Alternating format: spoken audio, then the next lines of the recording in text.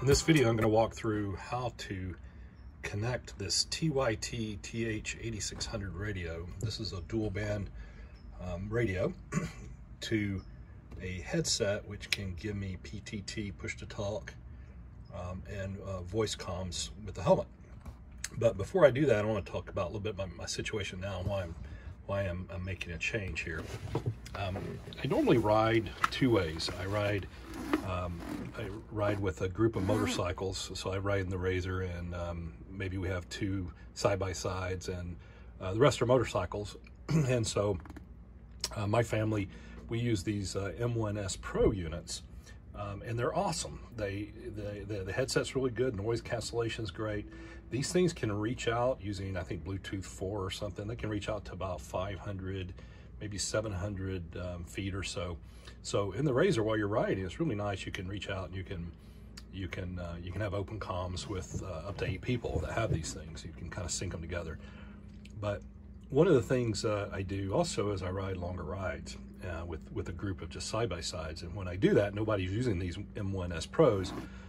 What we're using is, most people are using rugged radios, or like myself, who are hams, we actually will use a 2-meter radio.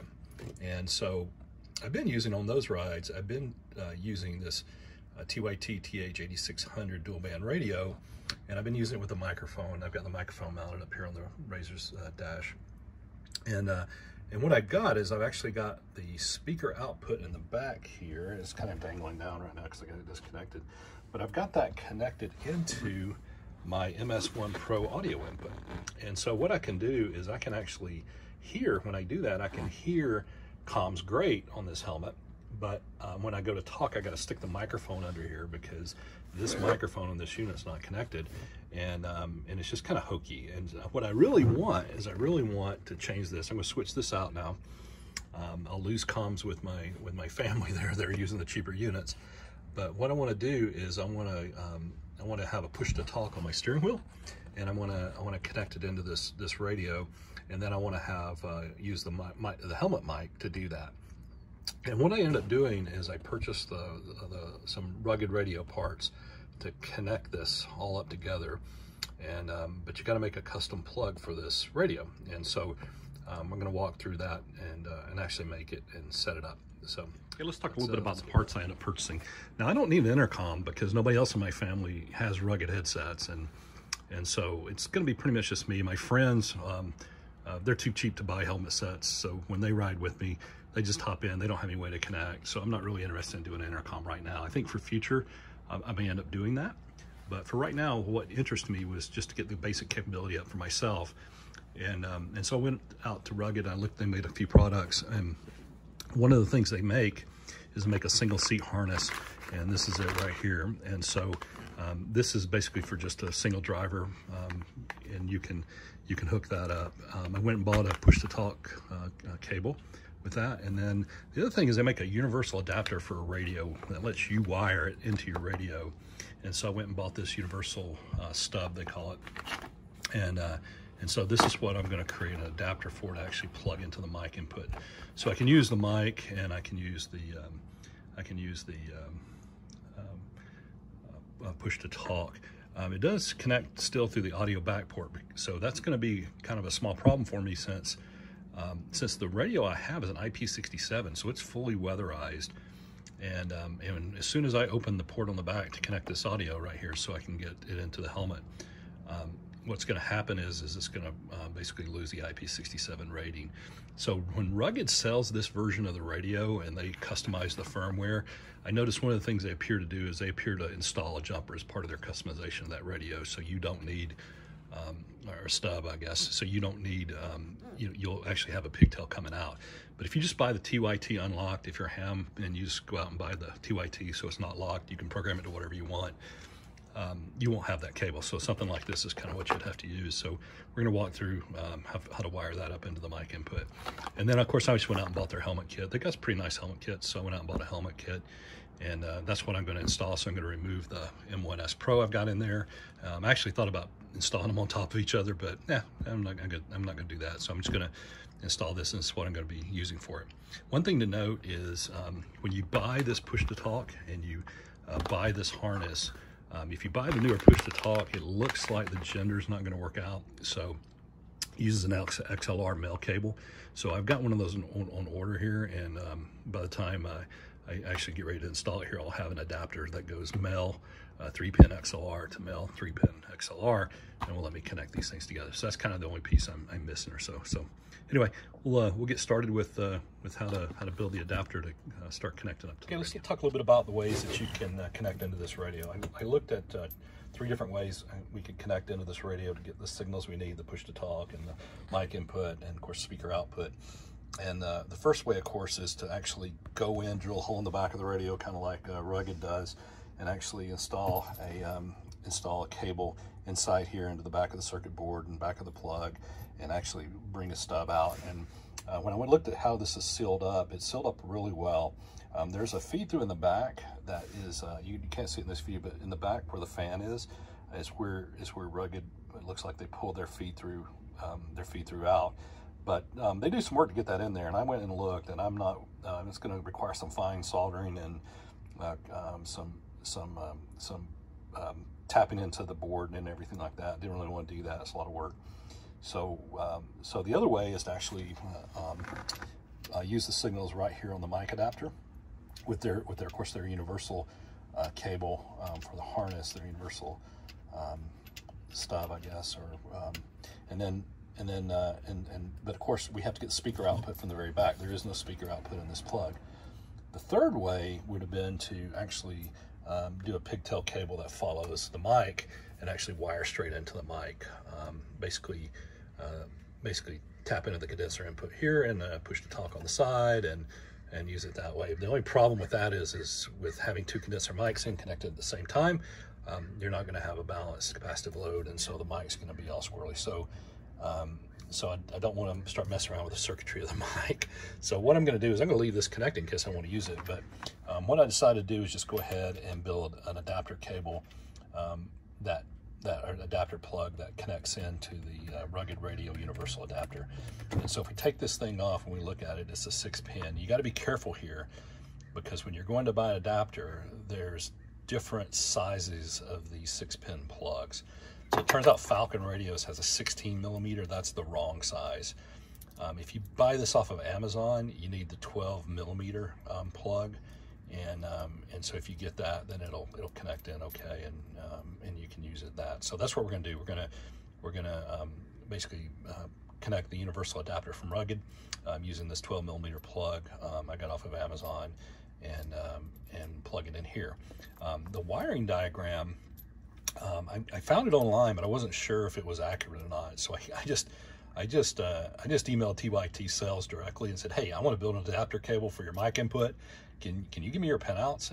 And they surprisingly just said, sure, here they are. And so they sent me the pinouts for this, and I'll paste that somewhere or put it here in the video. And so that's how I know what signals I can tap into here to connect up with their universal adapter. So let's get to it. Okay.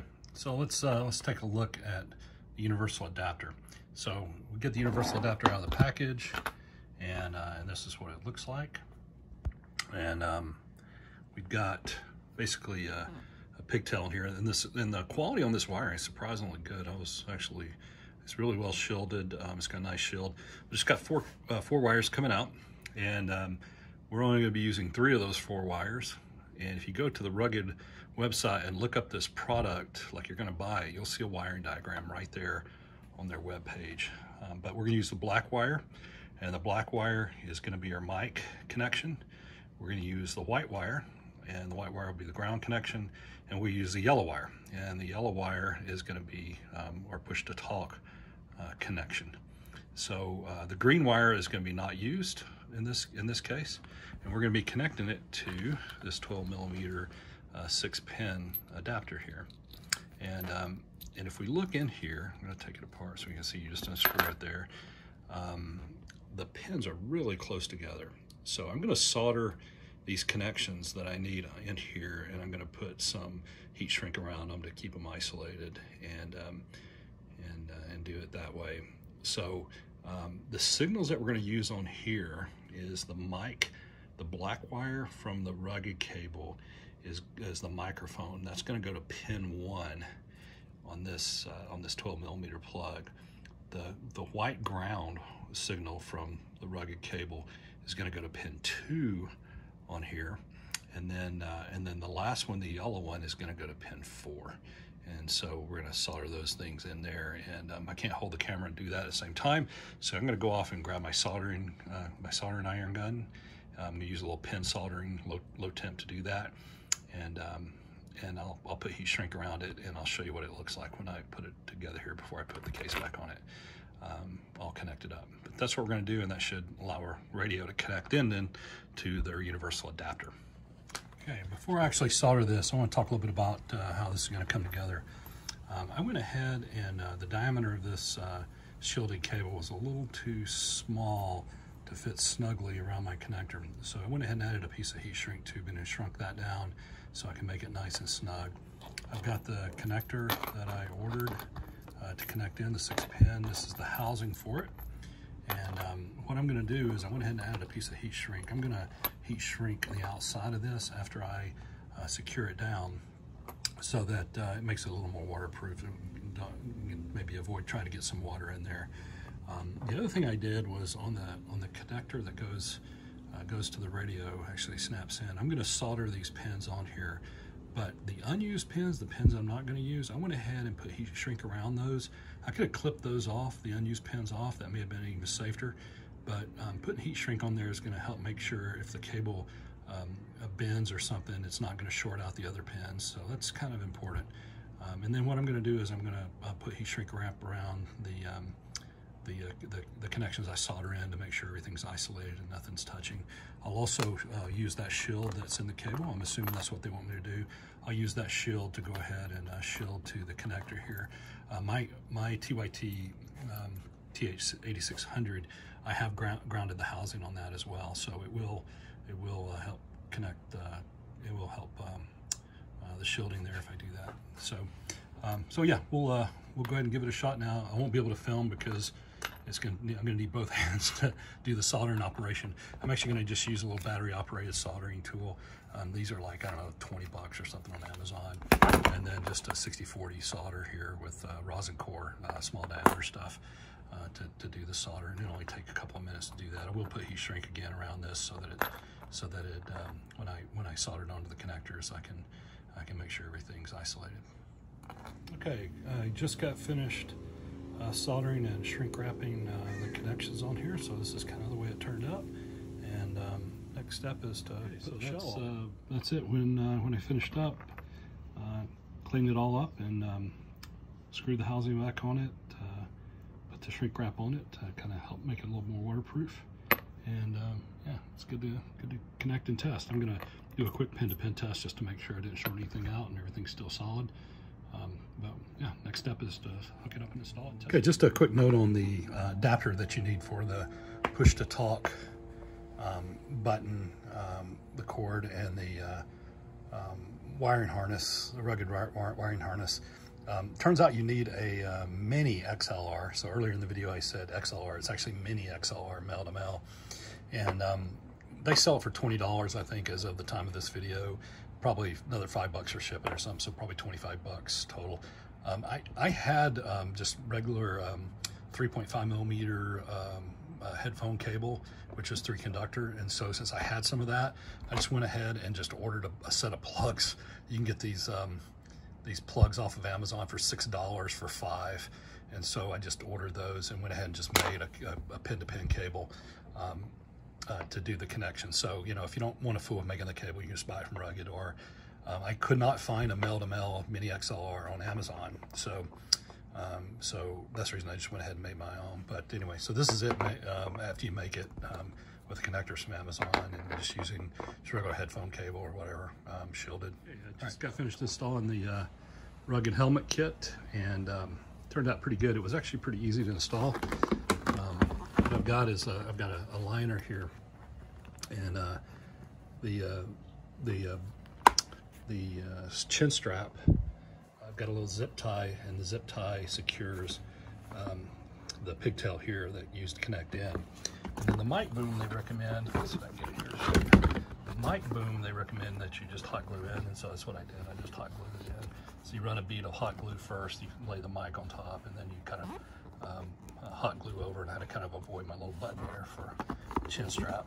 And then on the ear pads, there is a little Velcro that you used to stick on there, and it kind of sticks. And same way on this side, and I get it right there. And so it's just a little piece of Velcro adhesive, and then this sticks on it. And then there's a wire that you just kind of tuck behind your liner on your shell, and just kind of falls across to the side. And so when you get ready to use your helmet, you just connect into the pigtail, and you're good to go. So that was pretty easy, maybe 15 minutes, 20 minutes tops to get the helmet kit installed, and now I'm ready. Okay, before I hard code everything in here and run the cables and all, I'm going to do a quick check. I've got the cables just kind of laid out here, but I've got everything connected. So I've got my little handheld HT here, so I'm going to go online with my HT, and I've got my helmet on here, and I got my headset connected up, and I'm going to give it a shot here. So I'm going to first try the push to talk, and make sure that we've got it transmit, and we do, and I hear it coming out on my handheld here. So radio check, so good there. And then I want to be able to hear, so what I'm going to do is I'm going to switch over and bring in my weather stations, because I can pick those up. I know there's traffic on those right now. There's somebody on the GMRS bands. That's awesome. Sounds really good. So yeah, so that sounds pretty good. It's nice and clear with this headset on. I can hear it really well. So I'm going to switch through here. Just let me grab the weather. I can hear people on GMRS already. So let me switch to weather 3. There you go. Sounds really good, really nice and clear. So everything's working. Looks good. Looks good. So now, what I'll do is I'll go ahead and run the cabling, permanently run the cabling. I'm going to set this up so that my, if I'm not driving and I'm passenger, I'm just un-Velcro this, and I'm going to have it so I can just Velcro it back here on the bars if I'm passenger. And likewise, I think what I'm going to do, a lot of people mount the helmet connector, usually behind them and to the left or to the right. That's this connector right here. I'm gonna, I think, mount it in the center, and then I'm gonna leave it loose so I can actually use it over here if I'm passenger, or I can use it over here if I'm driver. So this will give me the option to use a radio no matter which side of the vehicle I'm on. So yeah, it turned out pretty good. Let me show you guys how I'm gonna run the cable to the back behind the seats here. So I'm gonna take a piece of probably 1/2" flex loom and bundle the wires going into my center console. I drilled about a 3/4 inch hole here in my console. I'm going to put a grommet in there to seal around the flex loom, and then under here I ran the cables with the connectors inside a bundle. I used a flex loom. I think this is I don't know, inch or something like that. I'll have to go look, but I ran the flex loom up under the console. You got to be really careful when you do this though, because there's your cooling lines go through here, your drive shaft, and then on the other side's a bunch of electrical. I don't want to get much interference, so I'm going to pull this on the other side, even though it's going to pick up a little more heat because it's right above those pipes, but it should be okay. Went ahead and the split flex loom, you don't want to seal that up, because if you get water in it, you want it to kind of evaporate out, but you do want to kind of seal it up. So I'm going to zip tie it down to the tie downs, and then I'm going to electrical tape just every once in a while down the string here. I'm going to run it up through the back here. I'm going to zip tie it and then bring it up through the back to my tie down points for my 4-point harness bars. So that's kind of how I'm going to run it here. This is the final install. So it turned out pretty well. You can see my connector down there. put the cabling through the center console and brought it back, put it over the seat, and I've secured it to the wheel bar here, so I can plug it into each side. So I'm going to probably use some thermoplastic to make a little holder here to put on my row bar so I can hold it, but I'll do that later. But yeah, pretty good. I tested it out both with the engine running and with it off, and yeah, it sounds really good. So yeah, glad it turned out the way it did. Recommend it if you've got one of these radios and you want to do push to talk.